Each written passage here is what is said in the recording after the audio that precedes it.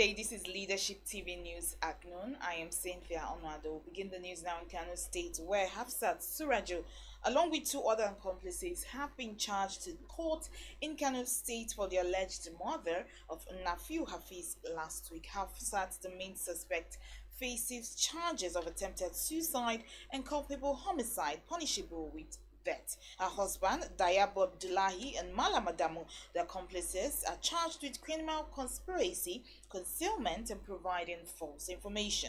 On December 21st, 2023, the Kano State Police Commissioner, CP Mohammed Hussaini Gumel, ordered the arrest of 24-year-old Hafsat, a housewife from Ungua Uku Quarters, Kano, for allegedly causing the death of nephew Hafiz, 38, during a domestic dispute at their residence. Leadership had earlier reported that Hafsat stabbed Hafiz to death. A domestic aide, Nafi Hafiz Goronjo, for allegedly preventing her from committing suicide. Hafizat confessed that the man was sleeping when she stabbed him in different parts of his body, which led to his death. The police arrested her husband and the house guard for concealing the crime and attempting to cover it up. Moving on now, the Niger State government has refuted circulating reports from certain blogs alleging that the state's liquor and licensing board has imposed a ban on alcohol sales in 9 local government areas, including Suleja. The government stressed that Governor Muhammad Umaru Bago, deeply engrossed in launching and overseeing numerous people-centric projects across the state, has not issued any such directive. According to the governor, the Liquor and Licensing Board is yet to be established under his administration. Hence, no directive of this nature could emanate from a board that is yet to be constituted. And now, no fewer than 40 people in Liberia are tragically presumed dead after a tanker truck transporting petroleum products crashed and exploded near Totota in Wednesday. The horrific incident sent shockwaves through the nation, casting a dark shadow over the year-end festivities. Dr. Francis Kate, Liberia's chief medical officer, confirmed the grim estimate to local media, acknowledging the difficulty in verifying the exact number of casualties due to the fire's intensity. Local reports said the tanker overturned in a ditch roughly 80 miles from the capital, Monrovia, triggering the devastating explosion. Frantic search efforts are reportedly underway, with medical teams diligently checking homes for missing individuals. Initial reports from police indicated 15 confirmed fatalities and at least 30 injured, with many suffering burns from the inferno.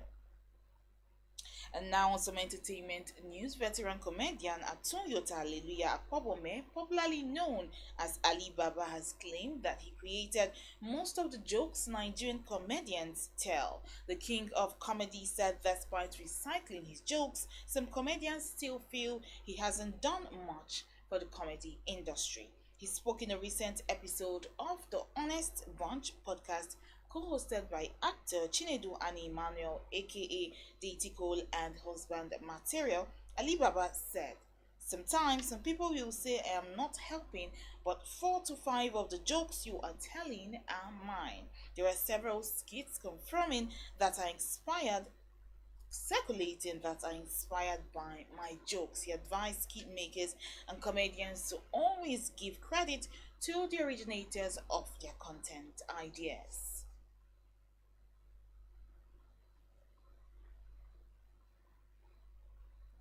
And now to some sports news. Noni Madueke snatched a 2-1 win for Chelsea in the Premier League on Wednesday, scoring a late winner from the penalty spot against Crystal Palace to offer the Blues some cheers towards the end of a terrible 2023. Mauricio Pochettino's side walked down in mid-table, took an early lead through Mihailo Mudryk, but Michael Olise pecked the host back at Stamford Bridge.